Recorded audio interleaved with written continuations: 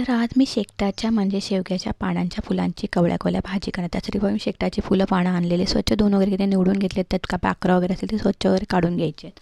ते बारीक चिरून घ्यायचे आहेत आणि मस्त की वाळाच्या दाण्यामध्ये उकडून मस्त शिजवून घ्यायचे आहेत. ते मी निवडून वगैरे घेतलेले आहेत छानपैकी. भरपूर सारे आणलेत. मार्गशीर्षामध्ये मस्त बहर आलेला असतं शेवग्याला म्हणजे शेकटाला. पानं फुलं कवली काढायची आणि छानपैकी याची भाजी करायची. इथं मी वाळाचे दाणे बघा घेतलेले रात्रभर भिजून घेतलेत. मोडणं आणता मस्त उकडून घ्यायचे आहेत. आता इथं बघा उकडून घ्यायचे. त्याच्यामध्ये पण टोपामध्ये पाणी टाकायचं आहे भाजीत आणि ही मस्तगी भाजी आपण चिरून त्याच्यामध्ये भिजवून घ्यायची म्हणजे उकडून घ्यायची. आता उकडून झाली की ही भाजी एक नंबर लागते आणि मग ती पिळून घ्यायची. तर मस्त उकडून घे 10-15 मिनटात मस्त उकडून होतं. दाणे छान शिजले की मग ही भाजी ना एकदम चोथा होते आणि मग ती मस्त की अशी पिळून घ्यायची. त्यातलं सगळं पाणी काढायचं. इथं हळद मीठ मिक्स हिंग त्या भाजीला लावून घ्यायचं आहे आणि बघा तव्यामध्ये मी भाकरी केली त्या तव्यामध्येच कांदा परतवून घेतला आहे आणि चोळून घेतलेला बघा मसाला मीठ हळदी कांदा त्याला मस्त परतून घ्यायची भाजी. 5-10 मिनटात होणारी भाजी छान होते आणि खूप सुंदर अशी भाकरी तांदळाच्या भाकरीवर लागते. आता मी तांदळाच्या भाकरीबरोबरच खाणार. मला आवडते तांदळाच्या भाकरीवर.